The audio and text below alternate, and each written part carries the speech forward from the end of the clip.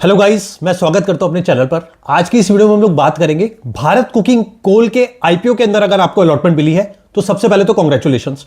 इस particular IPO को अगर आप लिस्टिंग से पहले प्री ओपनिंग सेशन में सेल करना चाहते हैं तो कब, कैसे और कितने पे सेल करें, इस वीडियो में डिटेल के साथ डिस्कशन करते हैं।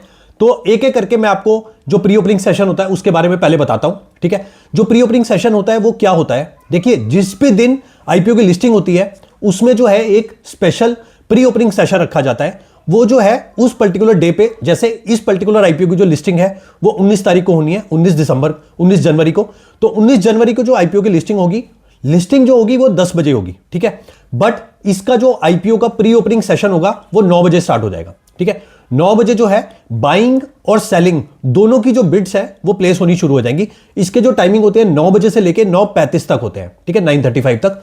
ठीक है, अब आपको क्या करना है, सपोज मैं आपको ये बताता हूं। उस दिन जो है 19 जनवरी को आप ये देख लीजिएगा कि इसका जो ग्रे मार्केट प्रीमियम है वो कितना चल रहा है। ठीक है, अभी जब मैं वीडियो रिकॉर्ड कर रहा हूं 60% के आसपास का इसका ग्रे मार्केट प्रीमियम है।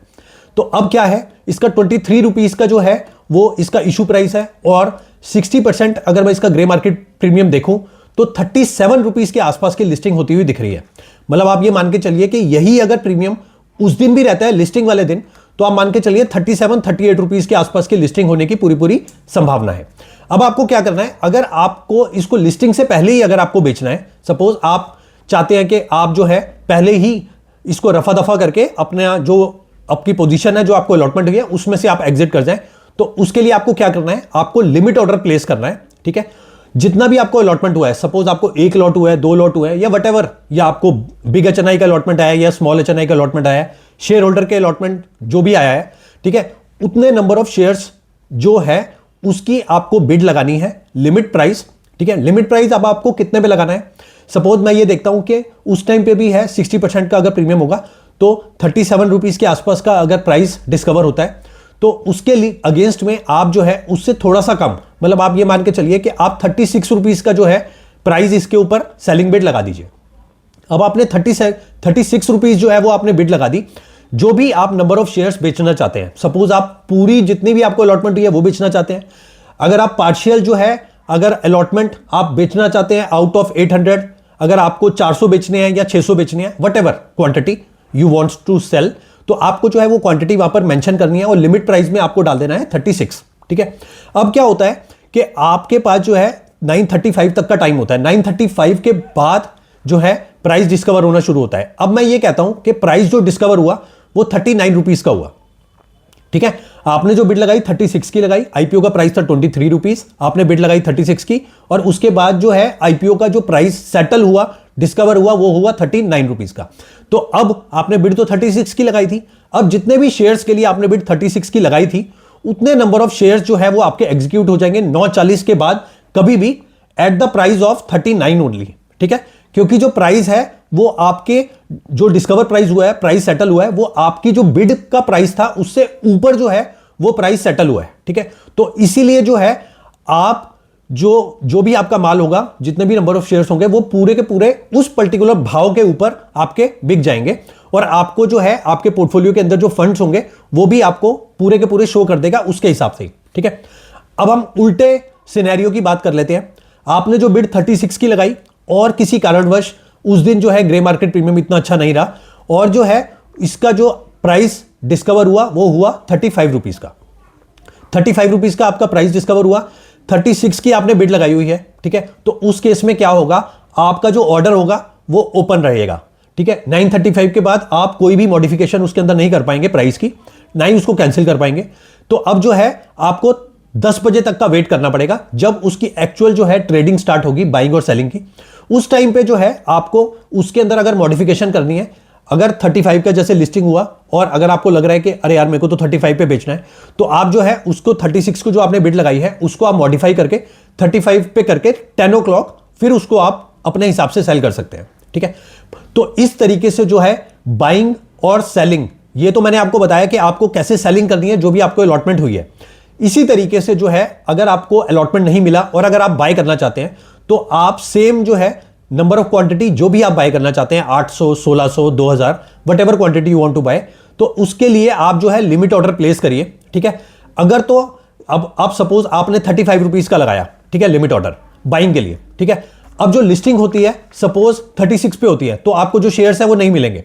But at the same time आपने जो बाइंग ऑर्डर लगाया हुआ है 35 का, उसके अगेंस्ट में जो है 34 की लिस्टिंग हो जाती है, तो 34 के प्राइस के ऊपर आपके जितने भी नंबर ऑफ क्वांटिटीज आपने बाई के लिए लगाई हुई थी वो आपके अकाउंट में तुरंत जो है वो आ जाएंगी, और फिर उसको आप लॉन्ग टर्म के लिए रखना चाहते हैं वो आपके ऊपर है, और अगर आप शॉर्ट टर्म के लिए रखना चाहते हैं वो भी आपके ऊपर है। तो इस तरीके से जो है प्री ओपनिंग सेशन में बाइंग और सेलिंग जो है वो आप कर सकते हैं बीसीसीएल आईपीओ के लिए, ठीक है। अब जो भी डिसीजन हो आपका फाइनल, वो आप अपनी खुद की रिसर्च करिएगा, ठीक है। आप अपने फाइनेंशियल एडवाइजर से भी डिस्कस करिएगा।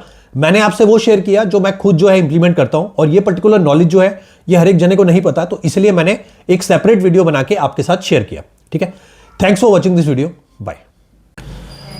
हेलो फ्रेंड्स, मैं स्वागत करता हूं अपने चैनल पर। आज की इस वीडियो में हम लोग बात करेंगे भारत कुकिंग कोल का जो आईपीओ है उसकी जो लिस्टिंग है, उसकी लिस्टिंग पे स्ट्रेटजी जो है वो क्या होनी चाहिए। इस पर्टिकुलर आईपीओ में अलॉटमेंट अगर मिला है तो उसको अलॉटमेंट को होल्ड करें, सेल करें या पार्शियली सेल करें, ठीक है। और साथ ही ये भी बात करेंगे कि अगर आपने इस पर्टिकुलर आईपीओ में अप्लाई किया था और आपको जो है आईपीओ में अलॉटमेंट नहीं मिली, तो क्या जो है इसको लिस्टिंग पर ओपन मार्केट से बाय करें या फिर इसको अवॉइड करें, ठीक है। तो एक एक करके दोनों टॉपिक पे बात कर लेते हैं। सबसे पहले मैं आपको बता दूं, इसकी जो लिस्टिंग है मंडे को होगी सुबह 10 बजे बीएससी और एनएससी के टर्मिनल पर 23 रुपीज के प्राइस के अगेंस्ट में। जब मैं वीडियो रिकॉर्ड कर रहा हूं लगभग 60% के आसपास का ग्रे मार्केट प्रीमियम चल रहा है, लगभग 14 रुपए के आसपास, ठीक है। तो उसके हिसाब से देखा जाए तो 38 रुपीज के आसपास की लिस्टिंग होती हुई दिख रही है, ठीक है। तो अब इसकी लिस्टिंग डे पे जो स्ट्रेटजी है वो क्या होनी चाहिए पहले डिस्कस कर लेते हैं, ठीक है। अब तो अगर आपको पैसे की रिक्वायरमेंट है तो आप क्या करिए, इसको आप लिस्टिंग पे जो है जो भी आपको मुनाफा होता है, क्योंकि 60% जो मुनाफा होता है वो कम नहीं होता, तो आप जो है 60% जो भी आपको प्रॉफिट आ रहा है उसको बुक करके आप इससे बाहर आ जाइए, अगर तो आपको पैसे की रिक्वायरमेंट है तो, ठीक है। अदरवाइज दूसरा ऑप्शन आपके लिए ये है कि अगर आपको पैसे की रिक्वायरमेंट नहीं है, ठीक है, और आपके पास आने वाले टाइम में जो भी आईपीओज आ रहे हैं उनके लिए आपके पास फंड्स की अवेलेबिलिटी प्रॉपर और भरपूर तरीके से है, तो आप क्या कर सकते हैं, इसके अंदर जो है जितना भी प्रिंसिपल अमाउंट आपने इन्वेस्ट किया है उतने के शेयर्स जो है वो आप बेच दीजिए, ठीक है। और जितने भी प्रॉफिट आपको गेन होता है तो उतने के जो शेयर्स हैं वो आप अपने डीमैट अकाउंट में रख सकते हैं फॉर लॉन्ग टर्म, ठीक है। अब मैं एक एग्जांपल के तौर पे बात कर लेता हूं। इसका अगर रिटेल में या फिर शेयर होल्डर में अगर आपको एक लॉट की अलॉटमेंट हुई है तो एक लॉट की अलॉटमेंट जो है वो कॉस्ट करी 13,800 रुपए की, ठीक है। अब मैं मान लेता हूं इस पे आपको 60% के आसपास का प्रॉफिट होता है, तो लगभग 8300 रुपीज के आसपास का। तो आप क्या करिए, 8300 रुपीज के जो शेयर्स हैं वो आप अपने अकाउंट में जो है वो रिटेन कर लीजिए, उनको रख लीजिए लॉन्ग टर्म के लिए, ठीक है। और जो मूल जो आपने एक लॉट के लिए आपने इन्वेस्ट किया था 13,800 रुपए, उसके जो है टोटल जितने भी शेयर्स बनते हैं, ठीक है, उसको आप मार्केट में सेल कर दीजिए, ठीक है। तो इससे क्या हुआ, आपने प्रॉफिट भी बुक कर लिया और आपने जो है जो उसके स्टॉक्स थे वो आप अपने पोर्टफोलियो में आपने लॉन्ग टर्म के लिए रख भी लिए, ठीक है। तो दोनों ही काम हो गए। बाकी जो भी आपका फाइनल डिसीजन हो वो अपने फाइनेंशियल एडवाइजर से डिस्कस करके लीजिएगा। मैंने आपको जो है दोनों ऑप्शंस यहां पर प्रोवाइड कर दिए, ठीक है। अगर तो आपको पैसे की रिक्वायरमेंट है तो आप इसको बिंदास 60% प्रॉफिट बुक करके पूरा जो टोटल आपको अलॉटमेंट हुई है उसमें से बाहर आ जाइए। और अगर आपके पैसे का कोई क्रंच नहीं है तो आप इसके अंदर पार्शियल सेलिंग करके जो भी मैंने आपको तरीका बताया उस तरीके को फॉलो करके आप आगे बढ़ सकते हैं, ठीक है। अब मैं बात कर लेता हूं कि आपने जो है इसके अंदर अप्लाई किया, भर भर के अप्लाई किया, बट आपको जो अलॉटमेंट जो है वो नहीं मिली, तो उस केस में आपको क्या करना चाहिए। इसमें जो है लिस्टिंग पे आपको इसको बाय करना चाहिए या फिर अवॉइड करना चाहिए। तो मैं आपको देखिए पर्सनली बताऊं कि अगर तो आपको 30-32 रुपए के आसपास का भाव अगर मिले तो वो काफी अच्छा भाव होगा, ठीक है। उस भाव के ऊपर आप इस पर्टिकुलर स्टॉक के अंदर एंटर कर सकते हैं, ठीक है। अदरवाइज अगर आपको जो भाव 37, 38 या 40 के आसपास मिलता है तो that would be on higher side, तो वहां पर जो है एंट्री आप अवॉइड करिए करना। बट अगर आपको नीचे के लेवल पे कहीं पर भी एंट्री का मौका मिलता है तो आप जो है इसके अंदर एंट्री करके और इसको अपने पोर्टफोलियो के अंदर रख सकते हैं लॉन्ग टर्म के लिए, कोई दिक्कत वाली बात नहीं है। बट जो आपका डिसीजन होगा वो आपका खुद का होना चाहिए, खुद की रिसर्च आप करिए, खुद के आप अपने फाइनेंशियल एडवाइजर से डिस्कस करिए कि एग्जैक्टली आपको क्या करना चाहिए। मैंने आपको वही सलाह दी जो मैं पर्टिकुलरली, अगर मेरे को ये पर्टिकुलर प्राइस मिला तो मैं तो इसके अंदर थोड़ा बहुत इन्वेस्टमेंट करके इसको लॉन्ग टर्म के लिए रख लूंगा। और जो मैंने आपके साथ लिस्टिंग डे की स्ट्रेटजी जो है वो शेयर करी, वो उसी हिसाब से मैं खुद भी उसको जो भी मेरे को अलॉटमेंट हुई है उसको मैं इंप्लीमेंट करके आगे बढ़ूंगा।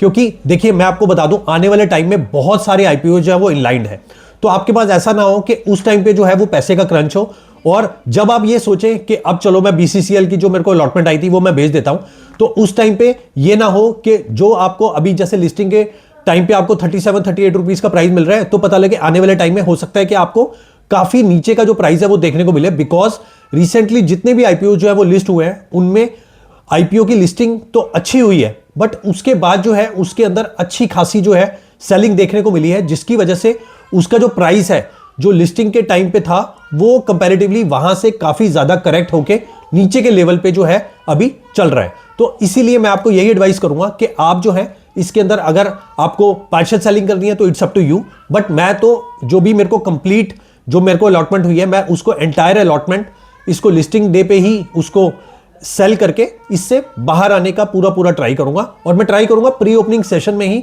इस पर्टिकुलर स्टॉक को मैं जो है मार्केट में सेल कर दूं। जो भी आपका डिसीजन हो वो आप अपनी खुद की रिसर्च और फाइनेंशियल एडवाइजर से डिस्कस करके लीजिएगा। Thanks for watching this video, bye.